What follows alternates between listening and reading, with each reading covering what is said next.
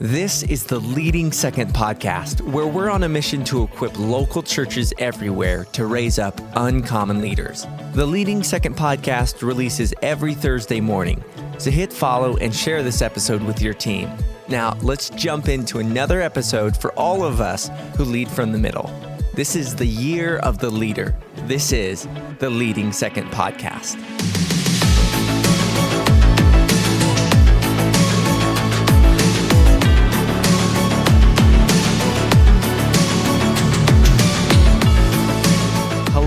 And welcome to Season 6 of the Leading Second podcast. So glad you're here.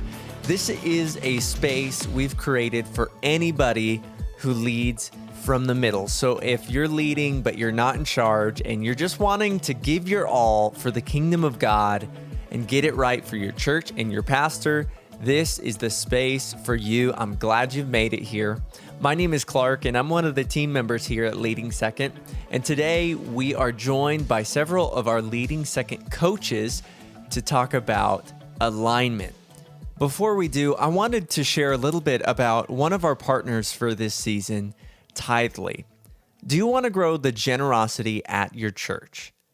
Because if you do, like we all do, then you need to make it easy and convenient to give. Tithely offers free online giving tools that make it simple for your church members to tithe and make offerings. With Tithely, church members can give from any digital device. That includes mobile giving, text to give, and giving on their laptop or their computer. And on average, churches who use Tithely increase their giving by 165% year over year.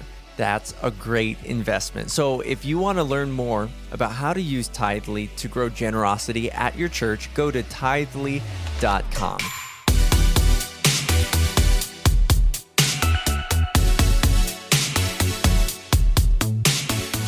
Well, for today's episode, Pastor Brandon is joined by a few of our very own Leading Second coaches, including Matt and Jennifer Martin and Nick Dekold. They're talking all things alignment. So let's join the conversation. Well, I'm so excited today for the conversation we are going to have, and I'm particularly excited to welcome members of our coaching team from Leading Second Coaching. We have a brilliant team of coaches, and three of our best are joining us today for what I believe is going to be a rich conversation. So first of all, Nick Dekold from Lakeshore Church in Dallas area. Say what's up to everybody. Nick? What's up, everybody? My name is Nick, as Brandon said. Honored to be on the team with Leading Second, and excited about the conversation today. Absolutely. I love it. You are a brilliant leader. Brilliant church, building the building right now. We were just talking about it in the thick of it. And I love what God is doing at Lakeshore. And then Matt and Jen Martin from NorthRock Church are back with us today. Say what's up to everybody, Matt and Jen. Absolutely. Always a pleasure to be on the top podcast with Leading Second team. Come on, somebody. And it's always a privilege, and love what we get to do here at NorthRock Church in San Antonio. And love what we get to do with Leading Second and what God is doing through this ministry. Top podcast. That's what my mom tells me about the podcast. It's a word of wisdom there. Yes. Yes. Yes. So excited to be on here with all three of you, some of my favorite leaders.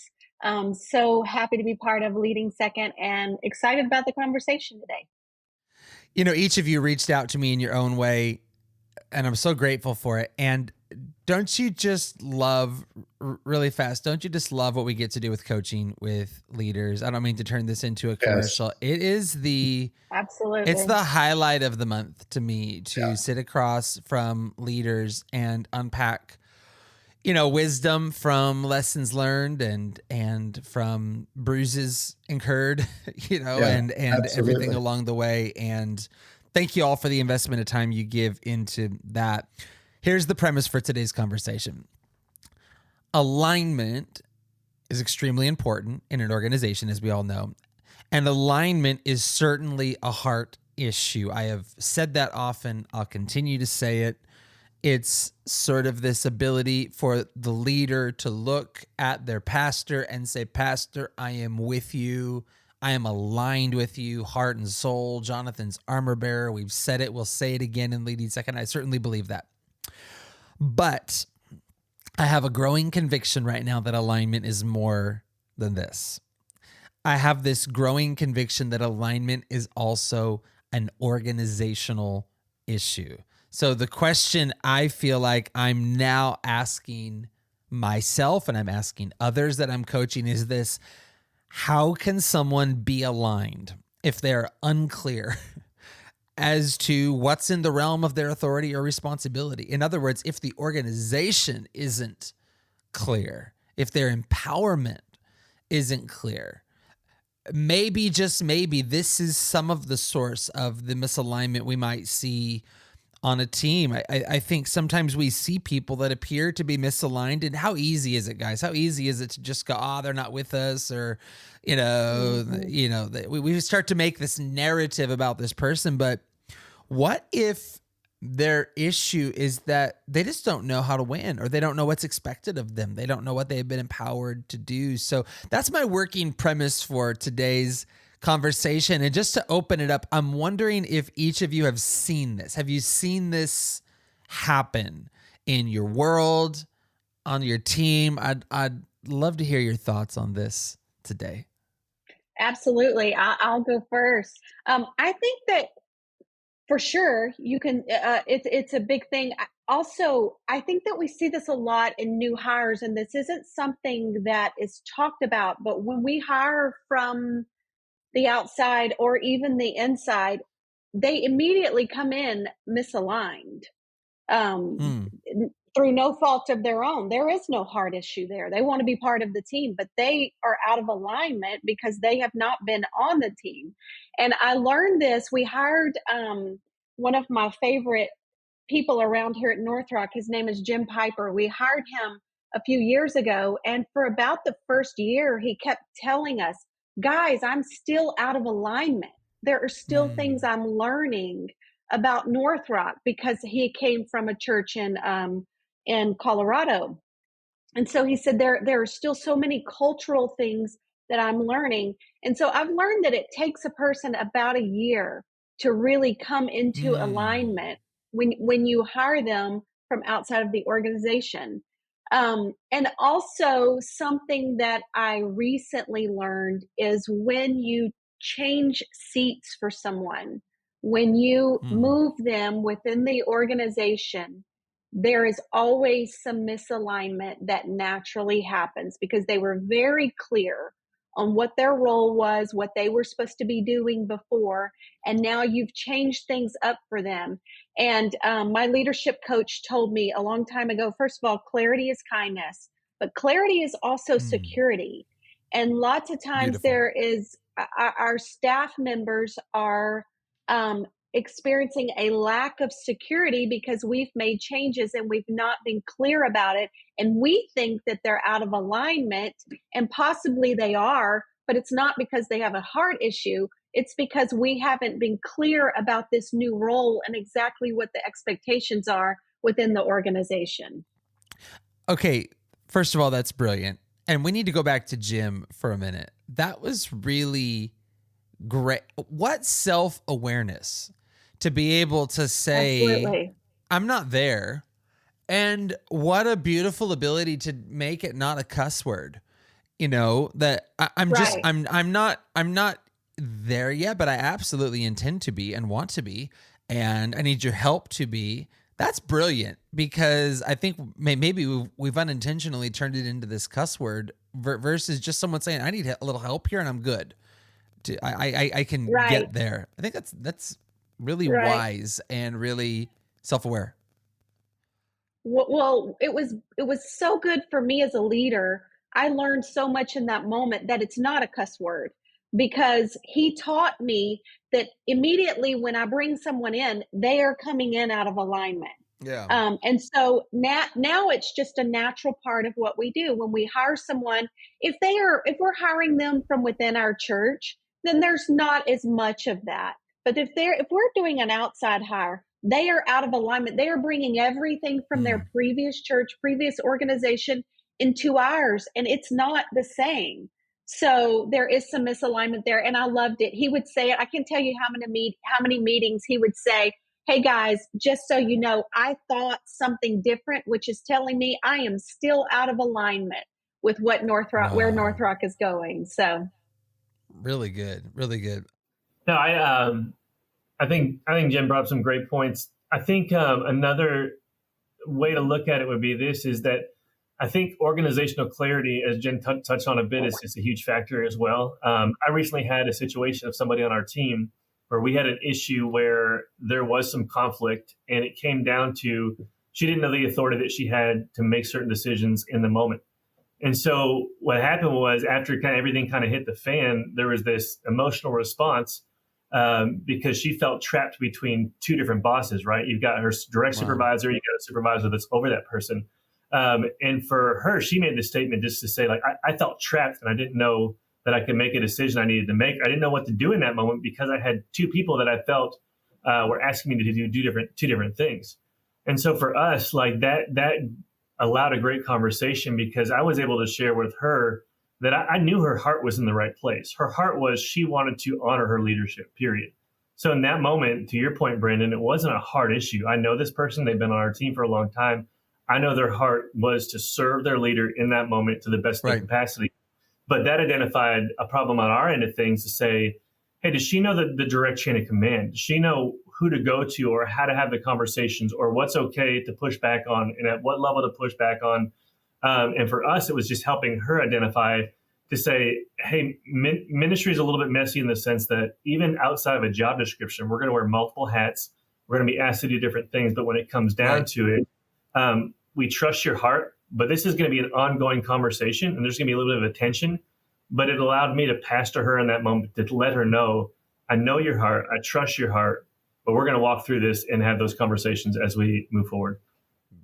Well said. And that's very, very interesting. And I think we've all found ourselves there. You know, I have a fraught relationship with a couple of statements. We say things like we have a whatever it takes spirit. And that certainly should be true. I would think we should all have that. Or we say things, and I've taught this. I literally have courses about this, about how a mentor taught me the best gift you have is the gift that best serves. In other words, we don't just serve where we want you, we serve where is best for the house. And so I love the sentiment and culture. I love what that does on the team. I love the all-in spirit that produces on the team. But would you all agree that there's some challenges that we still have to overcome even when we say those things? Because whatever it takes is not meant to be a cover for an organizational mess.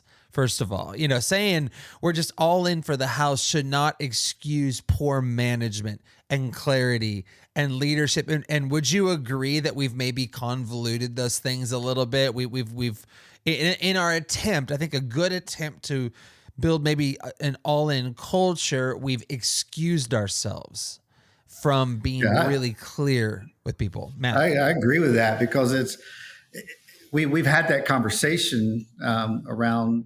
We have a culture guide that we go through with all of our team and high-level volunteers, and there's that idea, of being all in, going, just full on, whatever it takes. But we'd read a book and we still read it. It's recommended reading for our team is Monday Morning Leadership with David Cottrell wrote it. And he put in there, one of the main things for a leader is to eliminate confusion. And sometimes we need to be so clear on what we're going all in on. I think people want to go all in and they want to do whatever it takes. But point a little more clearly to what it is. It's because it can't be 6 things, can't be really even 3 things, maybe 2. But let's find that one thing that we go all in on.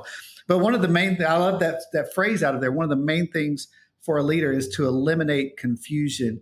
And when we do that, we're going to help people. We're going to help employees. We're going to help volunteers.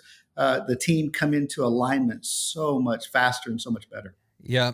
One caveat I've given myself on the whatever it takes is I think when a problem arises for the first time, it's a one-off.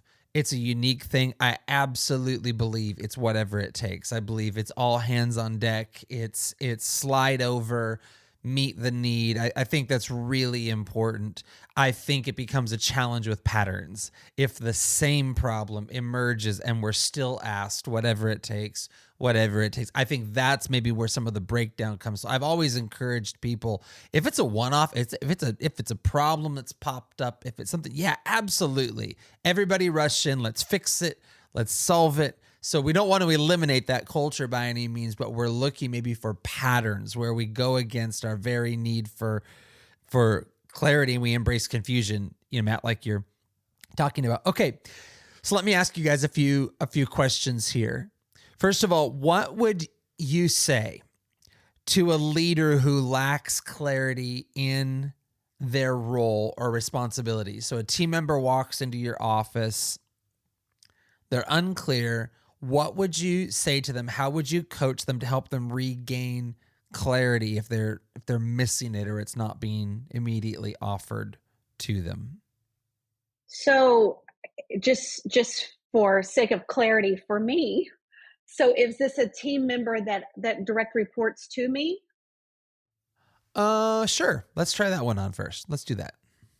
Well, if I had a staff member come in and they felt like they were missing it or they weren't clear about something in their role, then that's on me. I'm first of all going to apologize and say, hey, clearly I've let you down, because I do believe that clarity is kindness, and I think I don't ever be the one to hamstring one of my staff members because I have painted too many targets. I think that sometimes in the church world, and certainly when our staff is small, we tend to paint too many different targets, because this week it's this and next week it's that.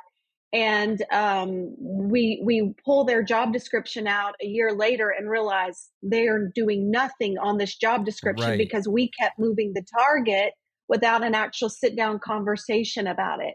And so I think that if it's someone that direct reports to me, I have to own that I have let this person down. The second thing I'm going to do is bring as much clarity to it as I can. Okay, here's your top 3 priorities. Yes, there is a job description, but here's the top 3 priorities for you that I'm looking at you, that I need you to take care of weekly, monthly, quarterly, whatever the role is. These are your top 3 priorities, so that they are very clear on what they're aiming at. If they're asked to do something after that, then it's on them to say yes or no to that. They are clear on what the target is at that point. But I will say, sometimes the biggest problem that I've found with staff members is that they don't know to ask. And so if you are a staff member and you don't feel like you have clarity on what you're supposed to be doing, and sometimes in the church world, certainly in new starts, fresh starts, paperwork is like something we're going to get to, right? Like, we'll get to your roles and responsibilities. Right now, we just need you to do this. And so sometimes what's happened is somebody's asked a person to do something, and then a different person's asked that same person to do something, and then someone else asked that person to do something, and they're wearing 65 hats, but the leadership in charge doesn't know that that person's wearing 65 hats. It's okay for you to go ask. It's okay for you to sit down and say, okay, I made a list of everything I'm responsible for. I don't feel like I can hit this bar. So I need you to tell me which is most important to you. And so I just think that everybody needs permission to ask. Like, just go ask your leader, hey, what do you see that I need to be working on, or what's most important to you? What's your greatest target for me? So. Great answer. Let me just follow up with this one. How does your answer change if it's not someone that reports to you? Let's just make it hard, Brandon. I mean, my answer is going to be, let's go talk to your direct report. Do you feel comfortable going talk to your direct report, or would you like me to go with you? and let's go talk to your direct report together. But I don't want to ever overstep, but I also want to, there could be other things at play. There could be some headbutting going on with them and their direct report, and maybe, I'm not privy to everything. I'm going to redirect them back to the person they're supposed to be Yeah. with, but I'm going to offer to go if I need to.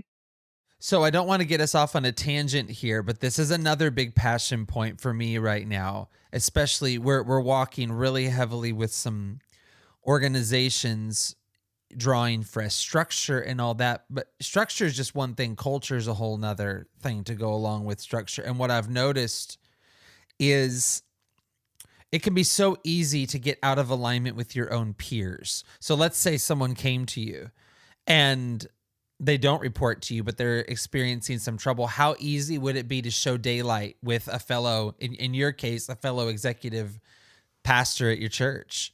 But how dangerous is that for the culture of the organization? You could say, "Oh, I know that they're awful at being clear, aren't they?"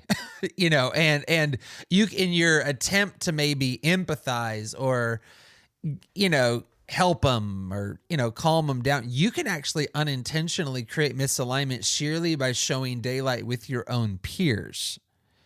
And so I don't want to get us too deep on this, but what you just did is you walked them over to that person's office and you helped them, but you didn't, in your example there, you didn't show daylight with the person that you are peers with. Does that make sense to you guys? Because I feel like that's another really big unforced error is you show some daylight, and what you don't realize is you just poisoned your own well.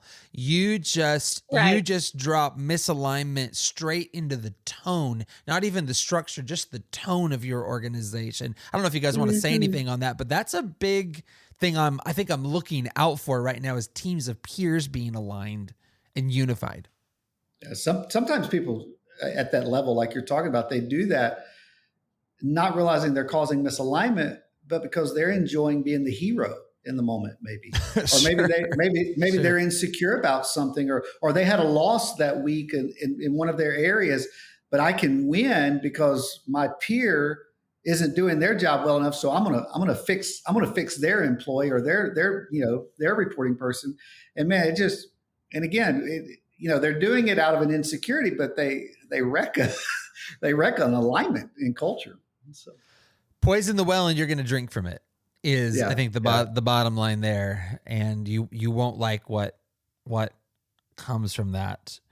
So I think on that as well, Brandon, I think the point that Jen brought up, bringing them to their supervisor, I think you also have an opportunity in that where, let's just say a coworker, or whether they're serving under you or they're a peer, and there becomes some sort of vent session where they're talking. I think you have an opportunity to show that you have a listening ear without agreeing, and then coaching them how to approach that person they need to approach. Right. So you're allowing that pastoral moment to come in, but in the same breath, pointing them to the person they need to speak to and letting them know, here's some insight that I've gained when I talk to this person on how to approach this person, or I would go with these questions, but redirecting them back to that person, I think adds the greatest value to the individual as well as the organization as a whole. Maybe the way we could sum this up is our job is not to be the hero. Our job is to be the guide. That is, someone is experiencing this and you're not the one to do something about it. It's an issue with their own supervisor or whatnot. It's not your job to be the hero. Be the guide. Help them, pastor them. I love that you just said pastor them. That's the beauty of what we do is we get to pray together and we get to lead them spiritually. And there's a reason they're sitting in your office. In other words, there's a reason they chose to walk in there. So what a great opportunity to step into that. So, okay, let me ask you this. So let's talk on the positive now for a minute.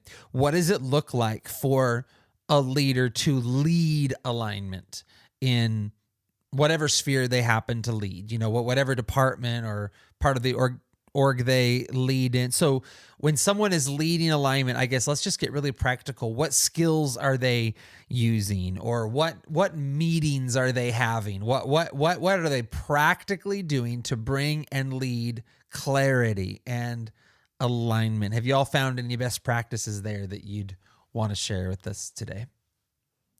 Jennifer, I have a lot to say. I think one of on this would be your one-on-one meetings, your one-on-one direct report meetings. I mean, to me, that is just a huge place to unpack it. You have time, you can set tone, you can hear tone, and you're able to walk through it versus I had this conversation this morning. I told him, I said, we're gonna set up if there's a problem, we're gonna set up a group text. I said, but we're having this one-on-one right now. There was three of us in the room. I said, but here's the thing: when that text comes through, because we have a problem, we know all of us are sitting here together, and we know that it's not aggressive, passive aggressive, whining, like the parameters have been set. Well, we were able to have that alignment conversation because we sat down in a one-on-one meeting and we're able to set that going forward. But if somebody's out of alignment, when you sit down with them, you're able to, and I know Jennifer does this a lot with her team. Yeah, I think you said, what skills are you using to make sure that you are leading alignment? And a few years ago, we came across a culture guide that another church had done, and I just kind of adopted it. And it has been a huge tool for us to point at in every piece of the organization. And we attach everything to something in the culture guide. Like, when we say, when we're not wanting something to happen, we'll say, don't do this because this, and then we'll attach a culture saying to it or a culture reason to it. And we take every opportunity we can to push that as far down as we can. And so every huddle, every weekend has a bit of a culture piece, because we're trying to make sure that the greeter that only serves twice a month at one of our campuses is as culturally aligned as we can get him or her.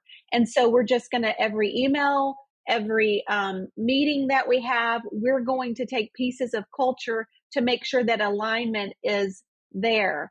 And then the higher up in the organization they go, obviously there are bigger pieces that we check to make sure that there is alignment attached to those. But,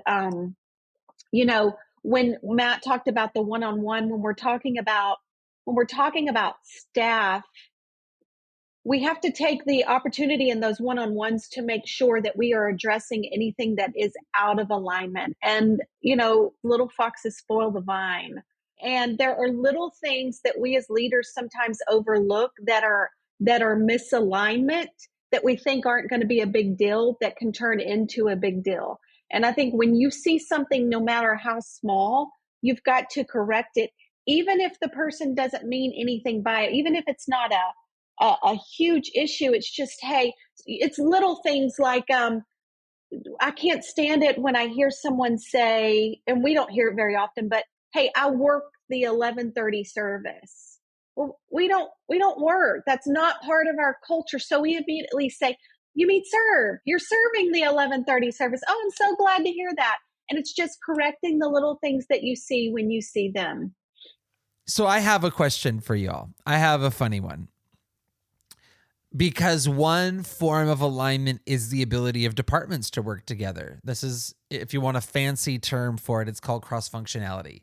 So it's the ability for teams of people to come together to accomplish a project or an event, or, plan a weekend service, whatever that is. We don't work in silos. That never helps us move forward. So, brilliant executive pastors that you are, what do you do when another leader, you're struggling to work with another leader or another department? Like you cannot get on the same page with them. You feel like, teams are inadvertently kind of rubbing each other or not coalescing around goals or culture. So, when we're experiencing kind of cross-functional issues, how would you all approach that one? Because no doubt there's some facilities team out there that's frustrated with the youth ministry for something, or there's, there's some weekend service team that's not working, or no doubt there's some receipt lady out there somewhere that can't get receipts in from anybody, and so I just love to hear how you all approach maybe more organizational or kind of cross-functional misalignment when you see it. I think for us, this whole topic of alignment, you address the heart issue, and outside of that, I think us as executive pastors, as high-level leaders, of campus pastors, whatever your level of authority is, I think if there's a misalignment issues that are outside of the heart issues, I think it's always got to be looked at us, right? Like this idea of organizational clarity. If we don't have clear systems, clear processes, if we haven't put things in place that our team knows what the process is to accomplish, how do we get a receipt? Or what do we do when a room gets messed up? Or what do we do when a small group comes in and flips a room that was used for a different day, or a calendar wasn't put on and now you got a double booked room? I think from that standpoint, as a leader who has authority to speak into those situations, we've got to look to say, as we grow, as we change, as we develop, are we giving our team clarity on how to walk through that process?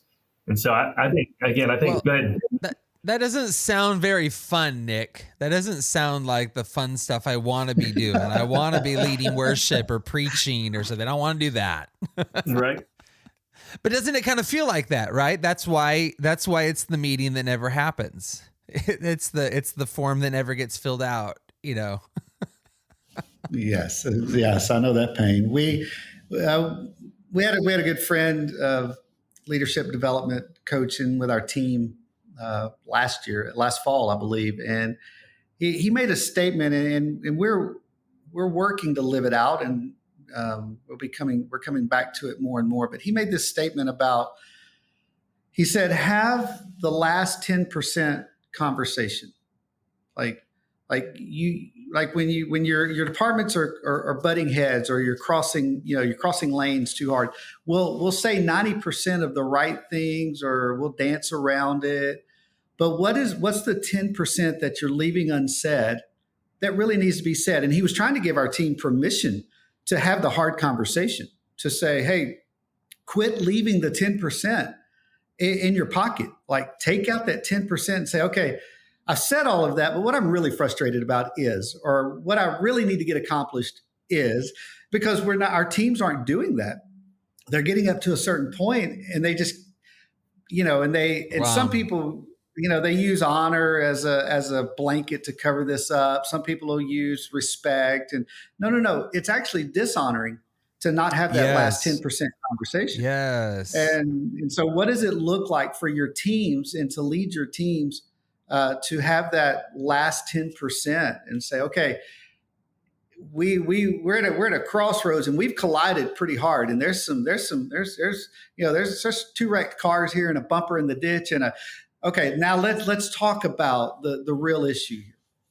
So I feel like the two of you just gave us the front end and the back end of the solution here. So on the front end, we need to be clear about how we're going to do this. How is the youth ministry going to request and set up and clean up the facilities that they use? So we just don't burn every bridge with this wonderful facilities team that we have, And so Nick kind of took us to the front end of clarity, because you can't coach something that's not been made clear. You have no backstop against your coaching if something has not been set up as an expectation. But then, Matt, you just talked about this idea. I've heard it referred to as being ruthlessly constructive. So it's this idea: don't hold back in the meeting, and not be mean. But I love the way you framed it. That's actually dishonorable to not then go there because of its lingering effect on us. Yeah, it just keeps going. It's the the sore that won't go away. It's the thing. And if you don't deal with it now, you're gonna deal with it again next time, and next time's going to feel a whole lot sooner than this time did. And then it just, this just keeps, snowballing. So, Brandon, one thing that I would add to that right there is, we're talking about making sure that organizationally that there is clarity. But I think if there are issues department to department, or as you use the phrase cross functionality, and there seems to be butting of heads there, I think you do have to stop and make sure that there's not a heart issue between one or more of the people involved. Because that is a real thing, and those things pop up, and we've experienced it here where there were hard issues. It wasn't lack of clarity. It was, hey, you two need to go in a room and figure this out because it's affecting the organization, and I'm not going to put up with it. So we're on the same team. You need to go kumbaya. Y'all need to go get coffee. Like, I don't know. I'm not going to hold your hand while you do it because you're adults, but this isn't okay. And, from time to time, you're going to have a toxic staff member. And if you are dealing with toxicity in someone, then it's my job as the leader to go ahead and pull that person in and deal with that right then, and nip that. You just nip that. Yeah. Right then and there. We dealt with this in one of our summer episodes talking about character, but I think it could apply here. I believe it was Josh Bingle used the analogy that if you're out on a boat and you're having a problem with the boat, there's some problems you can address and fix while you're in the water, and there's some problems you need to get the boat out of the water and take some time to repair before you can safely go back out. So I think there's some issues, we can kind of casually deal with on the fly as we're moving. But you just brought us to toxicity, which to me starts to raise the bar here. Like, we actually need to take some time out and address something, because we have a major flaw that if it goes unaddressed could really be costly for us. And I just want to make that note. Some issues, you can kind of be worked on as you're moving, but some really take some time out. And like, we need to actually carve out some time for this one in the right environment, in the right space, believing God to flush out toxicity. I've seen God do it. I've seen team members thriving today that were toxic yesterday. It's so possible, but it does take some care. It does take some pastoring. Yeah. In those moments. And one thing, Brandon, as well, I think either you've said this, I've heard it before on the topic of alignment, is alignment doesn't mean 100% agreement, right? So Correct. I may not agree with the solution you're coming up with so that we can work together as two departments, but I'm going to make a decision that we're going to be in alignment because the bigger and the greater whole is the goal. That is the touchdown. And so in the middle part of the two bookends Beautiful. May just be, we do this with our team often, is have that clarifying conversation to say, like, it's not about what's best for you or what's best for you, but let's look organizationally what's best and remind them of the touchdown, remind them of the way to say, we're moving the entire church forward, not your department or not that department. But even in Beautiful. the moment, I think we get blinded to what's most important for us, what's easiest for us. And having that reminding conversation to say, we may not either agree that this is best, but can we agree for the whole, this is what's going to cause most alignment to move us forward? So good. So good. Well, first of all, I have loved this conversation today because, again, y'all are some of my favorite people to talk shop with. I feel like we've kind of been having a coffee here and, talking about all of our tough issues. I'm going to give each of you the final word here with a last question. If a leader is still listening, they needed this conversation today. So something has been helpful to them. This is probably a leader wanting to be in alignment or lead it. So just to the person who feels like they're struggling in this area, speak right to their heart. Each of you take a second. What would you say to that leader today as we wrap? I would start with this question. If I'm sitting in the seat, struggling with alignment, struggling to make sure I'm in the right spot, doing the right thing, and I've asked this question, I would ask my leader, what does me winning look like to you? What does me winning look like? When you think of Matt sitting in that seat, Matt's winning when? And right. I had this opportunity. I have a new assistant that has started with me, And we were trying to go over roles and responsibilities. And finally, I just told her, I said, I want you to know you winning for me looks like. And I was able to clarify that. And she looked at me, she said, that was better than any piece of paper. Now, we still had a job description, but she said that clarified everything for me because, and I've seen it play out over the last 2 weeks.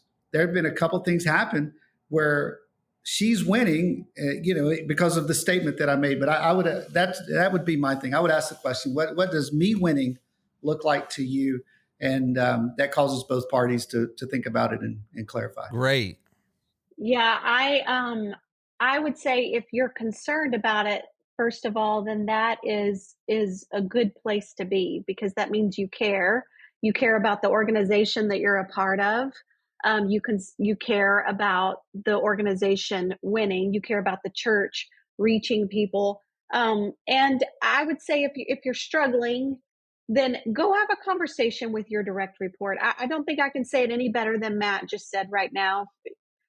Job descriptions are great, but sometimes we just need to hear that, what exactly does winning look like? And I would say too, sometimes in the church world, we're not in the seat that we want to be in. And we can feel like we're out of alignment because we feel like where we're gifted doesn't exactly match up to where the organization, the seat that they have placed us in. But I would say that when you ask that question, where am I winning? Then that puts your heart in a posture to be open, to be in alignment to wherever that organization needs you to sit in that moment. And it may not be where you want to be or where you feel naturally gifted to be, but it puts you in the position and your leader to know that you want to make sure that you are in alignment with where the organization's going and that you feel called to that church and that leader. Beautiful. Very good. Yeah. Just final thoughts on this. I think in summarizing, we've talked about the heart issue. We've leaned more on the organizational issue. I wouldn't say it's an either or, it's a both and. And so I think for the individual, to have a heart of humility, to have a heart to want to serve the house, to first check your heart to say, is it a heart issue with me? And if it's not, if you can have that honest conversation with you and the Lord and it's not, then having the humility to go to your leadership and to ask the question, because again, I'm thinking of the leader that may be here, that their heart is right, they may be listening and their heart is right, but maybe their organization they serve in is lacking clarity. And so what do they do, right? So I think you could have the conversations with your pastor, with your leader, with your direct report, putting preferences aside and just say, hey, what do you need from me in this season? Inside my job description, outside of my job description, and having the heart of a servant, say, what can I do best to serve this church? And I think through those conversations, you may get clarity, or maybe even get some favor and insight to have those conversations to help bring clarity to where there's lack of that. So I think having the heart of a servant, checking your heart, and having the tough conversations to say, what do we need to do to get things moving forward? Beautiful. This was a masterclass today, friends. I appreciate y'all. Thanks for a great conversation today. It was an honor.